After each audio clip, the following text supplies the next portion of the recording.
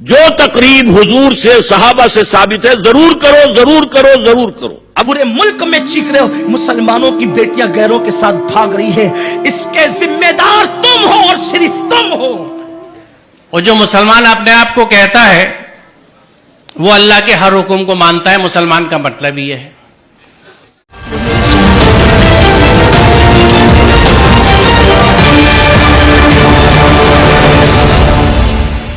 آداب عرض ناظرین، ایک دیتی خبر نامے میں آپ کا خیر مقدم ہے. آپ دیکھ رہے ہیں ایک دیتی خبر نامہ میزبان رؤوف اعظمی کے ساتھ. ناظرین، ہندوستان میں مسلمان 20 کروڑ سمجھو یا 30 کروڑ یا 35 کروڑ، کتنے ایسے مسلمان ہیں جو ہندوستان بھر میں اپنے آپ کو مسلمان کہنے کے دعوے دار ہیں. آج اپنے اعمال پر نظر دوڑائیں تو پتہ چلے گا کہ ہم کیسے مسلمان ہیں. علماء و اکابرین کہتے کہتے تھک گئے. آؤ اسلام میں پورے کے پورے داخل ہو جاؤ، دوڑو اللہ کی طرف، اپنے اعمال کو درست کر لو. لیکن کوئی ایسا مسلمان ہے جو اپنے اعمال کو درست کرنے والا ہے، ثابت کرے. ہندوستان کے اندر 20 کروڑ 30 کروڑ 35 کروڑ آبادی میں کتنے ایسے مسلمان ہیں جو اسلامی تعلیمات پہ عمل پیرا ہیں؟ کتنے ایسے مسلم نوجوان ہیں جو 5 وقت نمازی ہیں؟ کتنے ایسے مسلمان ہیں جو حقوق العباد ادا کرتے ہیں؟ کتنے ایسے مسلمان ہیں جو شادی بیاہ تقریبات میں اللہ کے نبی صلی اللہ علیہ وسلم کی فرما برداری کرتے ہیں؟ آئیے ایک مختصر سا جائزہ ایک جہتی کے جانب سے. اللہ کے رسول صلی اللہ علیہ وسلم نے فرمایا نکاح کو آسان کرو تاکہ زنا مشکل ہو جائے. اور آئیے ہم دوڑائے ہمارے سماج پر، ہمارے شادی بیاہ کی تقریبات پر ایک نظر دوڑاتے ہیں، دیکھتے ہیں ہماری شادی بیاہ کی تقریبات کس طرح انجام دی جاتی ہیں. ناظرین، معاشرے کی اس تباہی و بربادی کے ذمہ دار کون؟ اس کا محاسبہ ضروری ہے. پورے ملک میں چیخ رہے ہو مسلمانوں کی بیٹیاں غیروں کے ساتھ بھاگ رہی ہے، اس کے ذمہ دار تم ہو اور صرف تم ہو. کیونکہ تم تو اس گھر میں رشتہ لے کر جاتے نہیں جس گھر میں تم کو جہیز کی بھیک نہیں ملتی. اس گھر میں تم رشتہ لے کر جاتے نہیں جس گھر میں تمہارے بیٹے کے لیے جوتے اتارنے کے لیے انتظام نہیں. یہ بھکاری بنانے کے لیے بیٹے کو پیدا کیا تھا، جہیز کا بھیک مانگنے کے لیے بیٹے کو پیدا کیا تھا. یہ سوچ کیوں نہیں رکھتے اگر جہیز دینے والا دے گا اپنی طاقت کے مطابق دے گا، ایک غریب کی بیٹی کو بغیر جہیز کے گھر میں لا کے اس غریب کی فکر کو دور کر دوں گا تو غریب کے دل سے وہ دعا نکلے گی کہ جہیز تو ختم ہو سکتا ہے، دعا کی برکتیں کبھی ختم نہیں ہو سکتی. صرف درد بھری باتیں کرنے سے کام چلے گا کیا؟ یہ جوان جو ہزاروں کی تعداد میں یہاں موجود ہے یہ یہاں فیصلہ نہیں کر سکتے، یہ طے نہیں کر سکتے ہم وہ شادی کریں گے جس میں کوئی جہیز نہیں ہوگا، ہم وہ شادی کریں گے جس میں مالدار کا بنگلہ نہیں. اگر میں مالدار ہوں تو کسی غریب کے جھوپڑے سے بیوی لاؤں گا تاکہ اس کے ماں باپ کی فکر دور کر سکوں. کیونکہ میرے آقا ارشاد فرماتے ہیں جس نے میرے امتی کی فکر دور کر دی اللہ اس کی قیامت کی فکروں کو دور کر دے. پہلے سے معافی مانگ لیتا ہوں اگر آپ کو دکھ ہو. پہلی بات میں یہ سمجھتا ہوں کہ یہاں اکثریت مسلمانوں کی ہے، اور جو مسلمان اپنے آپ کو کہتا ہے وہ اللہ کے ہر حکم کو مانتا ہے، مسلمان کا مطلب یہ ہے. پورا قرآن ہم پہ فرض ہے. سورہ قصص 85 دیکھ لیجئے گا. ان الذی فرض علیک القرآن لا ردک الی معاد، فرض علیک القرآن. اسی قرآن میں جہاں خمر اور میسر سے ممانعت ہے تو خمر کو تو ہم نے کہہ دیا کہ شراب، اور میسر کا ترجمہ کیا جوا، یہ حرام ہے، ان سے بچنے کا حکم ہے قرآن میں. میسر جس زمانے میں یہ قرآن اترا مفت پیسہ کمانے کا طریقہ صرف جوا ہوتا تھا، اس لیے اس کا ترجمہ جوا کیا گیا. میسر کا اصل معنی مفہوم ہے ایزی منی، ہر وہ پیسہ جو بنا محنت کے ملے وہ میسر ہے، جس میں جہیز آج کے زمانے میں سر فہرست ہے، لہذا حرام ہے. یہاں عربی کے پروفیسرز بھی بیٹھے ہیں, شاید اسلامک اسٹڈیز والے بھی ہوں, نہ ہوں تو آپ مل لیجئے گا, پوچھ لیجئے گا کہ میسر کا مفہوم کیا ہے. وہ پیسہ جو بنا محنت کے حاصل ہو, ہر طرح کا, اس میں جوا بھی ہے, سٹا بھی ہے, ریس بھی ہے, اس طرح کی اسٹاک مارکیٹس بھی ہیں جن کو سٹا ہی کہا جاتا ہے, یہ سب حرام ہے. ہم اگر مسلمان ہیں, بڑے افسوس کی بات ہے کہ ہم اپنے آپ کو مسلمان بھی کہتے ہیں اور مفت کا پیسہ بھی لینے کے چکر میں لگے رہتے ہیں. اس ذہن سے آزاد ہونے کی ضرورت ہے. دوسری چیز, الحمدللہ بیٹا بھی پالا ہے اور بیٹی بھی پالی ہے. ذہن سمجھتا ہوں اولادوں کے, اور یہ سب میری بچی ہیں, ان کے اتنے ساتھ رہتا ہوں جیسے آپ بچوں کے ساتھ رہتا ہوں. کچھ آپ کے ذہنوں کو سمجھتا ہوں اور عرصے سے سمجھتا ہوں, آج کی بات نہیں ہے, 40 سال ہو گئے پڑھاتے ہوئے مجھے اور بچوں کے ساتھ رہتے ہوئے. اس تجربے سے میں آپ کو بتا رہا ہوں کہ بچی اپنے ماں باپ سے بہت محبت کرتی ہے. آپ اپنے گھر میں دیکھ لیجئے گا, اپنی بہنوں کو, اپنی ماں کو دیکھ لیجئے گا, میں کیسے کتنا بڑا رشتہ ہے ان کا, آج بھی نہیں بھولی, کبھی کبھی اس پہ جھگڑا بھی ہو جاتا ہے. بچی ماں باپ سے بہت اٹیچ ہوتی ہے.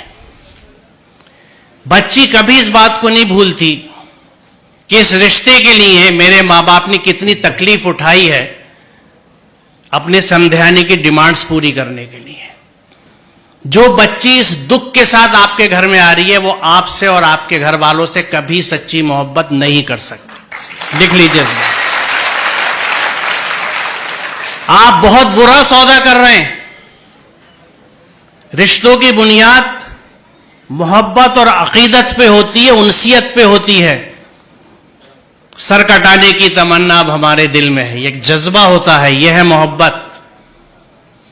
آپ اس سب کے بدلے میں چند ٹکے لے لیتے ہیں, شاید گاڑی, کچھ استعمال کا فرنیچر, کیونکہ شاید آپ یہ سمجھتے نہیں یا یہ سمجھتے ہیں کہ آپ اسے نہیں کما سکتے. آپ کو نہ اپنی قوت بازو پہ بھروسہ ہے, نہ اس کے رازق ہونے پہ بھروسہ ہے, آپ کو سسرال پہ بھروسہ ہے.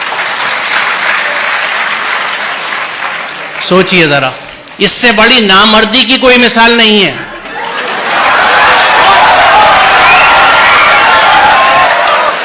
اور ہم کلیم کرتے ہیں کہ ہم مرد ہیں, مردانگی پہ لڑتے پھرتے ہیں. یہ کیسی مردانگی ہے کہ عورت کے گھر کے پیسے پہ آپ کھانا کھاتے ہیں, اس کا سامان لیتے ہیں. مجھے خوشی ہے کہ اتنے ویہمنٹلی آپ نے اس کنسیپٹ کو ریسپونڈ کیا ہے, اور مجھے یقین ہے کہ یہاں کے 90% بچے یقیناً اس پہ عمل کریں گے, کیونکہ جو جوش اور جذبہ آپ دکھا رہے ہیں. تو آج کی اس یوم آزادی کی صبح پہ یہ طے رہا, یہ پلیج لی ہم نے کہ ہم اس ذہن سے آزاد ہوں گے, ہم اپنی محنت کا کھائیں گے, اپنی محنت سے پیسہ لیں گے, میسر نہیں لیں گے, جہیز نہیں لیں گے. بہت شکریہ, خدا حافظ. جو تقریب حضور سے صحابہ سے ثابت ہے ضرور کرو, ضرور کرو, ضرور کرو. جو تقریب حضور سے صحابہ سے ثابت ہے ضرور کرو, ضرور کرو, ضرور کرو. ابو علیہ بالنواجذ, اپنے دانتوں سے پکڑ لو اس کو. اور جو تقریب ثابت نہیں حضور سے اور صحابہ سے, یقیناً یہ کہیں باہر سے آئی ہے. یا تو ہمارا خاندانی پس منظر جو ہے, اکثر تو ہندوؤں سے مسلمان ہوئے. نمبر 1, نکاح مسجد میں. حدیث موجود ہے, ترمذی شریف کی روایت, اعلنوا ھذا النکاح واجعلوہ فی المساجد. نکاح کا اعلان عام کیا کرو, مسجدوں میں منعقد کیا کرو. میں حیران ہوتا ہوں کیوں نہیں علماء کرام نے اس کی طرف توجہ دلائی. عیسائیوں نے آج تک اپنے چرچ کی اور اپنے پادری کی عزت یہ رکھی ہے کہ شہزادے اور شہزادی کی شادی ہوگی وہ بھی پادری چرچ میں آئیں گے. نمبر 2, نکاح کے موقع پر کوئی دعوت طعام نہیں, کوئی ثابت نہیں. دعوت طعام صرف ایک ہے, وہ ولیمہ ہے. اور اس قدر معقول بات ہے, سب باپ اپنے سینوں پر ہاتھ رکھ کر سوچیں اور میری بات سنیں. کیا بیٹی کو گھر سے رخصت کرنے کا وقت جو ہے وہ خوشی کا وقت ہوتا ہے؟ خوشی نہیں ہے وہاں, صرف یہ ہوتا ہے اے سائی آف ریلیف, کہ ایک ذمہ داری کا بوجھ تھا، اللہ نے آج پورا کرا دیا، اتروا دیا بوجھ. تو ان سے مرغ پلاؤ کھانا اور متنجن کھانا کوئی معقول بات نہیں ہے. معقول بات کیا ہے؟ لڑکا، اس کا گھر آباد ہوا ہے، وہ ولیمہ کرے، اس پر باقاعدہ حدیث اولبو ولو بشاتن، ولیمہ ضرور کرو چاہے ایک ہی بکری ہو تمہارے پاس، ذبح کرو، کاٹو، کھلاؤ گوشت اپنے دوستوں کو، احباب کو. یہاں تک کہا کہ بیسا طعام الولیمہ، برا کھانا ہے ولیمے کا کہ اس میں غریبوں کو نہیں بلایا جاتا. ظاہر بات ہے مسلی کھلانے کے لیے تو ولیمہ نہیں ہوتا، اپنے احباب کو، دوستوں کو بلایا جاتا ہے. پھر بھی میں تم سے کہتا ہوں کہ جسے ولیمے کے لیے بلایا جائے وہ اگر نہیں جائے گا تو اللہ اور اس کے رسول کے حکم کی نافرمانی کرے. تو جس رسول نے اتنی تفصیل سے حکم دیا ہو ایک دعوت کا، وہ دوسری دعوت میں بھی خیر ہوتا میں بیان کرتا. جب نکاح مسجد میں اور کوئی دعوت طعام نہیں تو بارات کا تصور، خلاص. بارات کس بلا کا نام ہے؟ قرآن میں تو کوئی ذکر ہی نہیں، عربی میں یہ لفظ ہی نہیں. اجتماع طرفین مسجد میں ہوا، نکاح ہوا. لڑکی کو، حضرت فاطمہ کو رضی اللہ تعالی عنہا، کچھ خواتین جا کر چھوڑ آئی تھی اس حجرے میں جو ایک انصاری صحابی نے حضرت علی کو دیا تھا. ان کا تو کوئی گھر بھی نہیں تھا.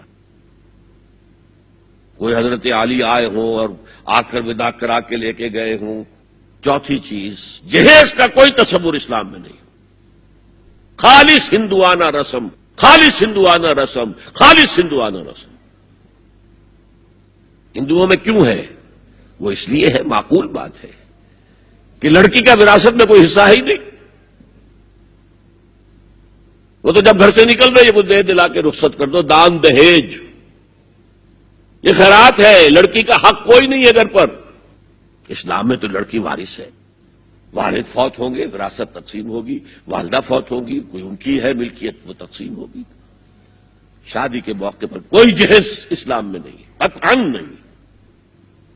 غلطی سے حضرت فاطمہ کے جہیز کو جہیز کہہ دیا گیا. وہ جہیز کیا تھا؟ ایک پیسہ بھی حضور کے اپنی جیب سے نہیں تھا. اس شادی میں خاص بات کیا تھی کہ دولہا کے ولی بھی حضور ہی ہے. اور کون ہے؟ علی کا کون تھا مدینے میں؟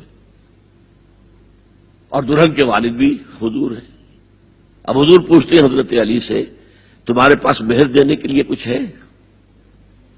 عرض کیا میرے پاس تو کچھ نہیں. وہ فقراء صحابہ میں سے تھے. فرمایا مہر تو دینا ہے. تمہارے پاس ایک زرہ ہوتی تھی؟ جی ہاں زرہ تو ہے. انہوں نے یہ سمجھا زرہ تو جہاد کے لیے ہے، کوئی وہ دولت تو نہیں ہے. فرمایا جاؤ اسے بیچو یا گروی رکھ کے قرض لے کر آؤ. وہ گئے، حضرت عثمان نے خرید لی اور کچھ دنوں کے بعد واپس کر دی ہدیتاً. یہ زرہ میں ہدیہ آپ کو کر رہا ہوں. اس وقت اگر کہتے چھوڑو علی، کہاں تو لو میں پیسے دے دیتا ہوں تمہیں، تو ان کی طبیعت پر بار ہوتا.